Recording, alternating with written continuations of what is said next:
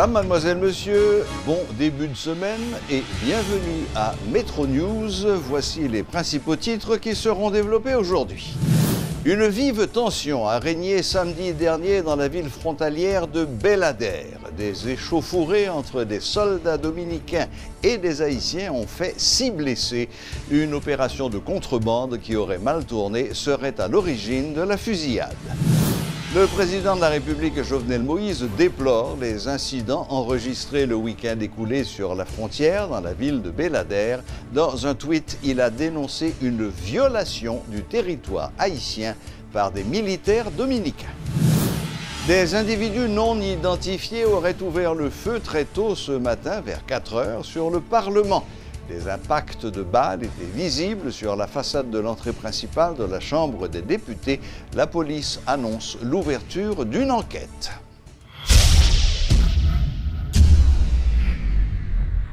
Vivez l'expérience BNC. Bienvenue à la BNC. Votre Banque nationale de crédit met à votre disposition ProCrédit pour améliorer la productivité de votre petite ou moyenne entreprise. Avec notre plan épargne retraite, planifiez votre demain aujourd'hui. ATM BNC, Banque nationale crédit Paola. N'importe côté, n'importe qui l'est. La carte BNC, c'est tous les avantages BNC dans une carte. Kaipam, en fait, c'est Kaipao. Et l'agent cash, c'est la BNC à votre portable. BNC, l'expérience au service de toutes les générations.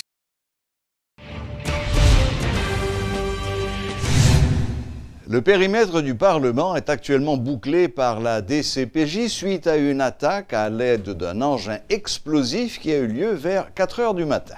Des impacts de balles sont également visibles à l'entrée de la Chambre des députés. Aucune victime n'a été recensée. La police annonce l'ouverture d'une enquête. En réaction, le président de l'Assemblée nationale, Joseph Lambert, n'entend pas tirer de conclusions hâtives. Il dit attendre les résultats préliminaires de l'enquête diligentée par la DCPJ. Reportage Luxon Saint-Ville et Elsie Dieulassant. Sur la cour du Parlement, des employés, des agents de sécurité commentent ce qui est arrivé. Sur la porte d'entrée de la Chambre des députés, des impacts de balles, des vitres cassées. Quelques heures après l'attaque, l'endroit a été bouclé par des agents de la direction centrale de la police judiciaire. Juge de paix, substitut du commissaire du gouvernement, directeur départemental de l'Ouest de la police, les autorités sont mobilisées. Cependant, rien n'est filtré, aucune explication. Il est midi quand le président du Sénat de la République fait son apparition pour constater les dégâts. Le sénateur Joseph Lambert ne veut pas faire de déduction hâtive. Il attend la conclusion de l'enquête préliminaire. C'est ça que fait au sur place, tu as gagné la police scientifique, nous avons gagné tout, DCPJ, et nous avons requis le juge de paix pour être capable de venir dresser procès-verbal de constat ça qui passé. À ce stade, nous croyons que nous attendons les résultats ou bien les conclusions préliminaires de 1 DCPJ et 2 de la police scientifique pour nous capables de faire une déduction logique de ça qui passait effectivement dans l'enceinte Parlement. En attendant une réaction officielle du bureau de la Chambre basse, le premier secrétaire Jean-Willer Jean déplore ce qui s'est passé. L'élu de la Croix des Bouquets qui réagissait quelques heures après l'attaque décline toute implication du bureau. Mais entre-temps, la tension monte sur la cour du palais législatif. À la base, la tentative d'interpellation par des policiers de la DCPJ de certains agents de sécurité du bâtiment en service au moment des faits.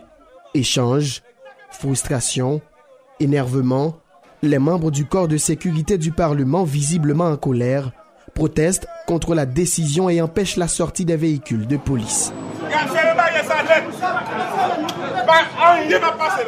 Ces agents protestataires, chauffés à blanc, ont même frappé un journaliste caméraman qui tentait de filmer les interpellés.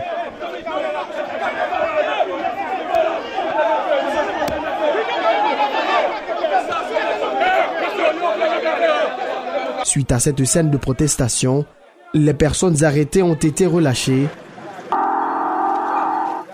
Les véhicules de la DCPJ ont quitté les locaux du Parlement. La journée a pris fin dans un véritable vacarme, mais aucune explication tant du côté de la justice que de la police sur ce qui s'est passé réellement. Il faut rappeler que le président de la Chambre des députés, Gary Bodo, avait déclaré le mercredi 18 juillet dernier que des individus mal intentionnés auraient ciblé le bâtiment du Parlement. Toutefois, le parlementaire n'avait pas donné trop d'informations concernant les éventuelles attaques. Face à ces menaces, l'élu de Delma avait annoncé qu'il allait adresser des correspondances aux autorités du Conseil supérieur de la police nationale, CSPN, ainsi qu'au directeur général de la police nationale, Michel-Ange Gédéon.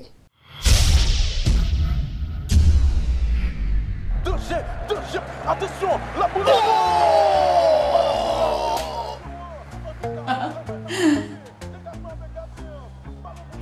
Wow, merci. C'est très aimable. Chérie, avec qui sont parlé là? La banque chérie, le service à la clientèle. Et puis tout sourire ça? Oui, ma parle monsieur là qui est vraiment gentil. Gentil? Fais ballon. Ça c'est l'application BIH là. Il est très moderne, efficace, libre accès à tout ce qu'on a besoin de faire dans la banque là. Donc on n'a pas besoin de parler de ça personne dans le téléphone. Qui est ça? C'est le même qui travaille BIH à boss. Non monsieur, son livreur. Waouh! Nouveau catapus BIH ça. Merci! Allons BIH ça. Depuis la bon produit, c'est que c'est équipement qui fait goal. Oh oui, chérie, c'est ma nouvelle cote à puce. Qu'on y a me sentir plus en sécurité. Kaido boss. Avec un service à la clientèle qui a bonne stratégie, une nouvelle application mobile qui traite sous la balle et un Mastercard qui fait regarder belle goal, là où c'est client BUH ou déjà champion. Ma maman dit que si je bois mon lait Gloria tous les jours, je vais pouvoir faire mes devoirs plus vite. Si je fais mes devoirs plus vite, je vais pouvoir m'entraîner plus au football. Si je m'entraîne plus au football, je vais pouvoir jouer mieux. Si je joue mieux, j'arriverai un jour à jouer dans une grande équipe. Si je joue dans une grande équipe, un jour je serai le meilleur joueur du monde. C'est pourquoi je bois mon lait Gloria tous les jours. Le lait Gloria contient les éléments essentiels pour l'apprentissage, le système immunitaire et la croissance de vos enfants. Finalement, j'ai trouvé mon lait. De graves incidents se sont produits samedi à la frontière haïtiano-dominicaine, à la ville de Belader exactement, où semble-t-il, des militaires dominicains auraient tiré, faisant un certain nombre de blessés côté haïtien. Une équipe de Télémétropole composée du reporter, journaliste Éloge Milfort, accompagné du caméraman Elsie Dieulassin, se sont rendus hier dimanche à la frontière. Nous avons ce soir avec nous Éloge. Bonsoir Éloge. Bonsoir Serge, bonsoir à tous. Éloge, vous êtes donc parti à la frontière hier. En arrivant, qu'est-ce que vous avez constaté? Le premier constat, c'est qu'il y avait un climat tendu qui régnait, terne, voire délabré, on dirait. Et c'était justement 24 heures après l'échauffourée qu'il y a eu entre des militaires dominicains et certains civils haïtiens. Et par contre, l'espace dit neutre a toujours été assiégé, je dirais, par des militaires dominicains armés. Et faudrait-il le signaler, armés. Et puis, parallèlement, il y avait des Haïtiens qui étaient regroupés en certains endroits, en certains espaces, et qui justement exprimaient leur frustration à travers les discussions entre eux, tout ça. Donc c'était un peu ça le tableau au niveau de la frontière. D'accord. Donc vous avez constaté que le No Man's Land, cette zone en principe démilitarisée entre la frontière, était occupée par des militaires dominicains. Oui, évidemment, occupée par des militaires dominicains. Et évidemment, je ne connais pas trop les nominations, mais il y avait plusieurs types d'uniformes à constater là-bas, notamment ceux de CESFRONT qui est un corps frontalier. Frontalier, comme nous en avons un en Haïti aussi. Exactement. D'accord. Et côté haïtien, il y avait des militaires visibles? Pas des militaires, disons, certains policiers, notamment des agents de l'UDMO et de CIMO, mais qui étaient, quant à eux, au niveau de la douane. au niveau de la douane haïtienne et également au niveau du sous-commissariat de police établi également dans cet espace. Bon. Alors, vous avez eu l'occasion, j'imagine, d'interroger les gens. Qu'est-ce qu'ils vous ont dit qui s'était passé samedi? Parce qu'il y a encore plein de zones d'ombre. Il y a d'un côté les Dominicains qui ont fait officiellement, par la voix de leur ministre des Affaires étrangères, qui était accompagné d'un très haut gradé de l'armée dominicaine, qui ont fait une conférence de presse où ils ont affirmé, avec images satellitaires à l'appui, point d'interrogation, que les Dominicains n'avaient jamais franchi la frontière. En face, nous avons notre président qui a tweeté en parlant de violation du territoire. Donc là, nous avons déjà un point de divergence. Alors, qu'est-ce que vous avez appris de la population? Est-ce que vous avez pu interroger des témoins et qu'est-ce qu'ils vous ont dit sur les incidents eux-mêmes? Par rapport aux témoins, notamment les Haïtiens, il faut dire que les témoignages ne diffèrent pas. Et à ce qu'il paraît, c'était une sorte d'accroche entre des militaires dominicains et des conducteurs dominicains. C'est une affaire relative à un frais de 500 pesos que les conducteurs devaient payer. Donc c'est une affaire, au départ, c'est une affaire, je dirais, dominicano-dominicaine. Justement. Bon, et comment ça fait pour traverser la frontière alors? Maintenant, comment ça fait? Justement, c'est parce que, à ce qu'il paraît, les conducteurs dominicains ont évité la sortie principale, justement pour éviter de payer et l'argent. Les frais de douane. Juste les frais de douane. Ou peut-être des droits de passage.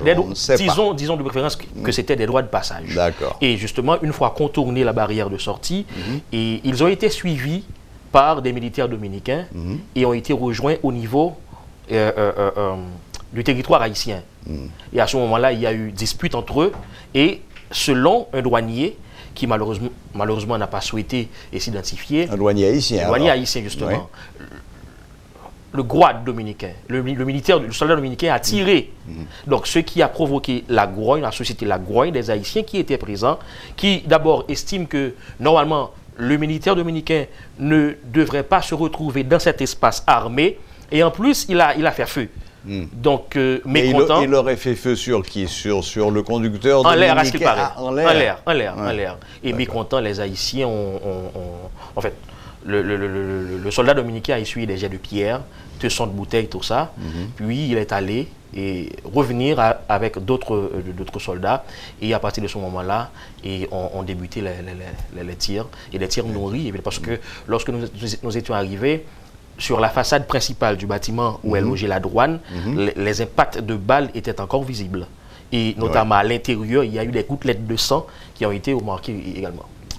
Donc, d'où les blessés. Je crois qu'il s'agissait, mais ça c'est pour la petite histoire, d'un conteneur de ciment, c'est ça? Oui, conteneur de ciment. Ouais. D'accord. Bon, ce matin, M. Daniel Supplice, ancien ambassadeur des Haïtiens vivant à l'étranger, mais aussi quelqu'un qui a été longtemps ambassadeur d'Haïti en République dominicaine et qui connaît bien ce pays, mettait en doute la version officielle dominicaine. Mais il précisait que les soldats dominicains aient traversé la frontière ou non, le simple fait que des balles dominicaines aient atteint un bâtiment officiel de l'administration haïtienne, ça constitue une violation. Peut-être oui. Nous autres, on n'a pas véritablement des connaissances en matière de relations internationales. Mais oui, parce qu'on avait parlé à un spécialiste dans le domaine qui nous a fait savoir que oui, si c'est vrai, c'est une violation. Bien sûr. Est-ce qu'on a une idée des résultats que l'enquête côté haïtien de ce que l'enquête a donné? Est-ce qu'on a déjà des résultats côté haïtien? Jusque-là, non. Non, d'ailleurs, c'était ça même le but, disons, de la visite du Premier ministre, accompagné d'une forte délégation, composée notamment du ministre de l'Intérieur, de la Justice, de la Communication et aussi du directeur général de la Police nationale, accompagné de l'inspecteur général également, justement. Donc, ils ont tenu là-bas, et dimanche, durant toute la journée, une sorte de CSPN spéciale, et c'était justement en vue de s'enquérir davantage de ce qui s'était passé. Et après, ils ont annoncé uniquement que le gouvernement avait décidé de convoquer l'ambassadeur d'Haïti pour faire une explication. En fait, l'ambassadeur dominicain accrédité en Haïti a fait l'explication. Et l'ambassadeur. Oui, et après, ils ont annoncé également la mise en place d'une structure. C'est une sorte de commission interministérielle et chargée de faire le suivi et relatif justement aux informations recueillies sur place. Il semble d'ailleurs que les habitants de Bel-Ader n'aient pas beaucoup apprécié l'attitude du Premier ministre démissionnaire et ses déclarations. Mais non. D'ailleurs, et aujourd'hui, ce lundi, Bel-Ader a connu une nouvelle journée de tension suite justement à ces déclarations. Parce que, encore faut-il le rappeler, Djagui Lafontan a tenu des propos et évidemment, alors que les Haïtiens étaient victimes et certains d'entre eux sont à l'hôpital, etc. Blessés, oui. Et Djagui Lafontan, quant à lui, a surtout mis l'accent sur la contrebande. La contrebande qu'il y a au niveau de la frontière, notamment à Karissa, à Bel-Ader, où il a évoqué le trafic illicite de la drogue, des armes, et sans véritablement aborder la question sur les victimes, tout ça. Non, du tout pas. Donc, ce qui n'a pas plu aux Bel-Adérois. Oui, parce qu'en fait, il était venu leur dire ce qui est arrivé là, c'est votre faute. C'était tout comme. Et justement, ce matin, ils ont bloqué la route, notamment la route du centre-ville de Bel-Ader à Karissal, au niveau du marché binational. Et ceci a duré toute la journée jusqu'à cet après-midi où l'on a interrogé un confrère, un journaliste local, et qui nous a fait savoir que jusqu'à cet après-midi, la route était encore bloquée. La route était bloquée. Est-ce que ça signifie aussi que la frontière est fermée pour l'instant?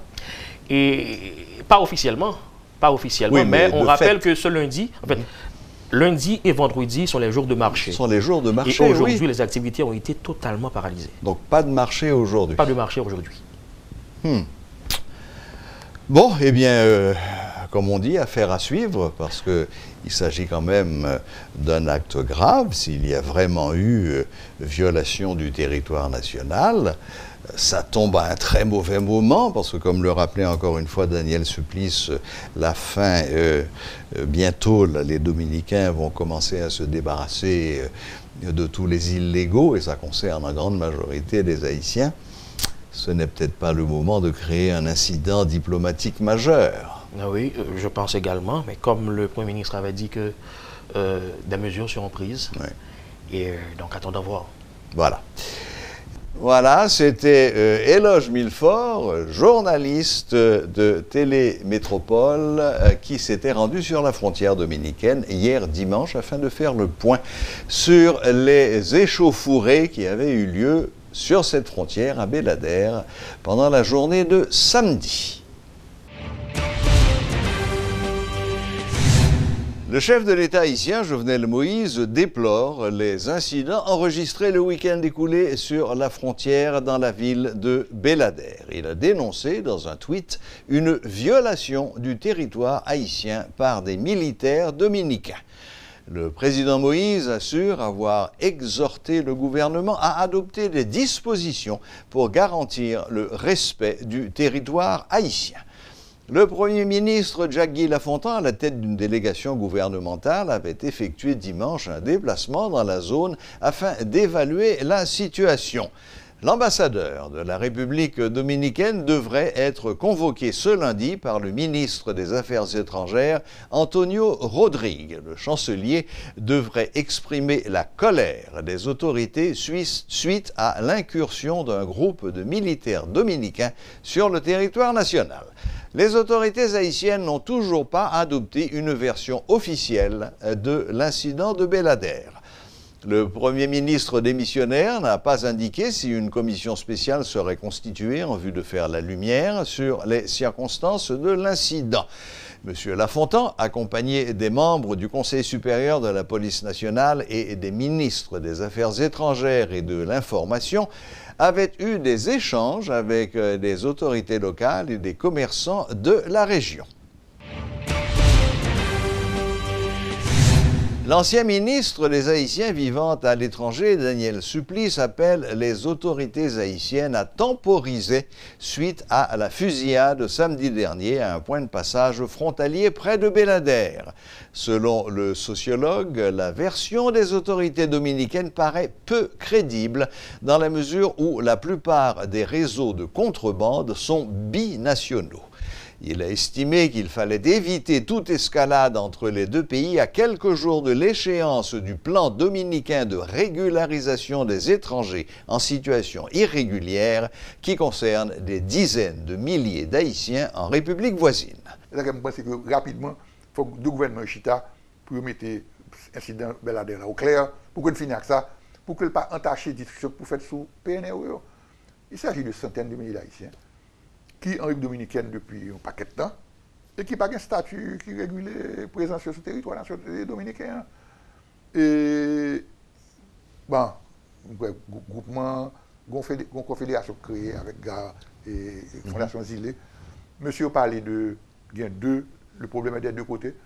Il est certainement du côté dominicain aussi. Okay? Mais moi-même, mon principe, je fais tout le monde confiance jusqu'à ce que je au départ penser que les Dominicains de mauvaise foi, ils ne personne de papier, je ne sais pas ça. La théorie, par exemple, d'ambassadeur, je me dis, OK, on force, on pousse, et puis si on n'a pas fait, on a convenu, on n'a pas fait.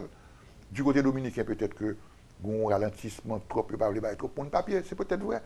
Mais du côté haïtien, c'est clair. Il est évident que nous ne pas fait ça pour nous faire tout. Donc, en réalité, ça, on a besoin en réalité. C'est la carte d'identification nationale. Et ça, on a besoin seulement. La technologie permet que nous fassions ça relativement facile.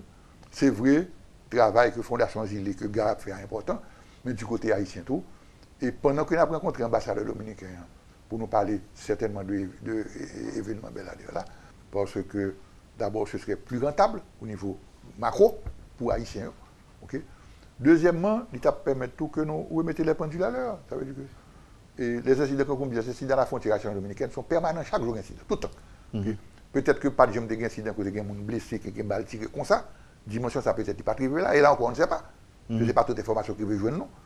Mais moi-même, je vais capitaliser sur ça. Au contraire, je me dis, bon, ok, d'accord, c'est un incident privé, nous gérons l'incident ça.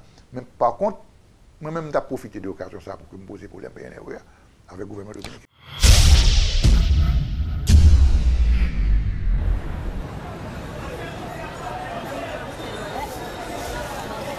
Merci, belle petite maman chérie. Bonne journée. Osman chérie, qui côté où c'est le corbeau à l'équilibre? Moi-même, je ne sais pas pile cash sur moi encore. Moi, je mets tout comme moi sous Ticat Unibank tout côté ça. Et puis, c'est avec me régler tout à fait.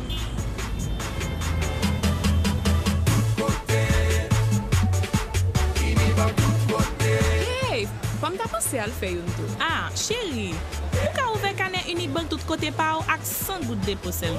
Mes amis, moi pense que ça peut demander pile. Ma commet, pas petit temps. Parce que ouais, moi même journée jodi a, moi gagne 4000 gens avec n'importe l'autre client Unibank.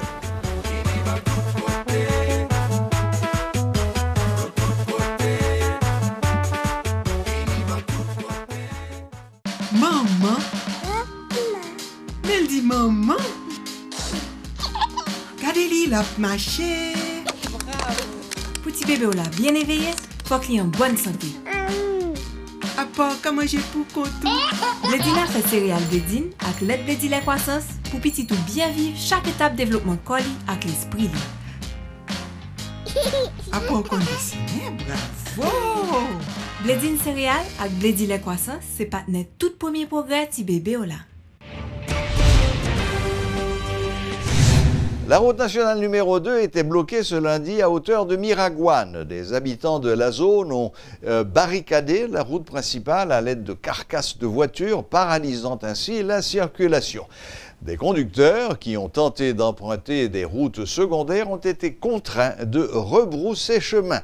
Selon des informations dont nous disposons, les protestataires dénoncent la décision de l'unité de lutte contre la corruption qui avait ordonné le transfert à Port-au-Prince de 3 camions qui transportaient des marchandises assimilées à de la contrebande.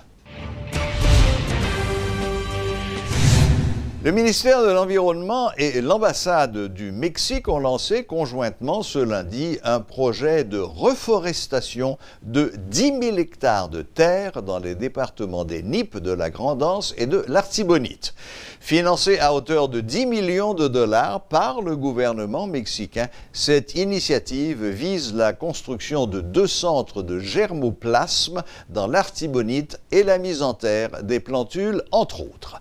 Restaurer l'environnement d'Haïti est l'objectif de ce projet qui s'inscrit dans le cadre de la coopération entre Haïti et le Mexique. Lancement ce lundi du projet baptisé Femmes et Création par l'Association pour l'autonomisation des femmes haïtiennes à mobilité réduite. Ce projet vise à former 10 femmes handicapées dans le domaine de l'artisanat afin de leur permettre d'être autonomes à l'avenir. Toutefois, elles doivent avoir l'usage de leurs mains pour fabriquer des sandales et des sacs, a précisé la coordinatrice générale du projet, Edwin Elius. Projet ça premier basé surtout et but organisation c'est rendre femmes ça au vinn gen autonomie financière capable et gagnon propre business par yo parce que nous pral ba yo on du plus qui c'est comment pour créer business et puis entrepreneuriat comment nous pral montrer yo mais qui étape pour gon business yo même donc par rapport avec ça que yo gagne en termes de profession en termes de technique pour yo même yo par rapport avec ça yo pral monter atelier yo pour capable gain propre business par yo pour capable gain fonds pour yo capable gérer et dépenses personnelles yo et puis famille yo.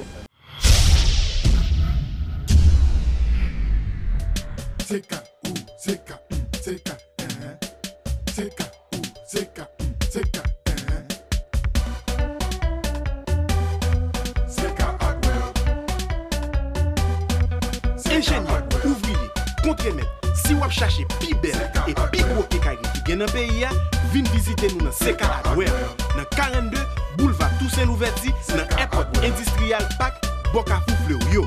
Ville Park en toute sécurité pour qu'à choisir parmi plus que 15 000 articles nous gagne pour offrir ou à joindre depuis ces matériels pour kékari, plomberie, électrique, sanitaire, bois. CK représenté en pile gros marque international qui gagne dans le pays, tant que frigidaire pour électroménager, à Trouver, une plus gros marque outils qui gagne dans le monde. Dans sa fait construction, prix qualité et assortiment, CK Hardware, c'est même question. Pour plus d'informations, relez-nous dans 88 33.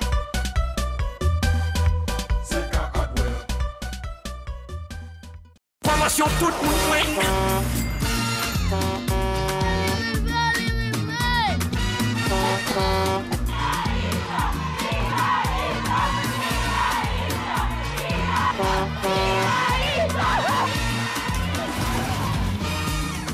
Ça, son moment, nous pouvons vivre. Créole toi font cadeau manger pour yon l'année. Attends, pile notre bel cadeau encore. Porter 75 pour tablettes Criolito en pays. Gagner plusieurs milliers de primes même côté.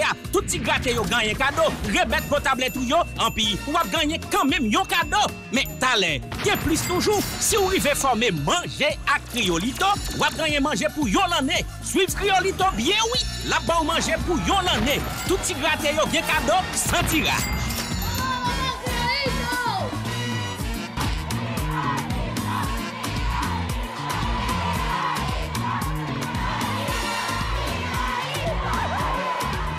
Toujours pas au cadeau, et puis bon yo. D'un cadeau, Criolito yo, dans 4 feux ou là. Formation tout le monde. Voilà, la boucle est bouclée. Merci de votre fidélité et à la prochaine, même heure, même chaîne.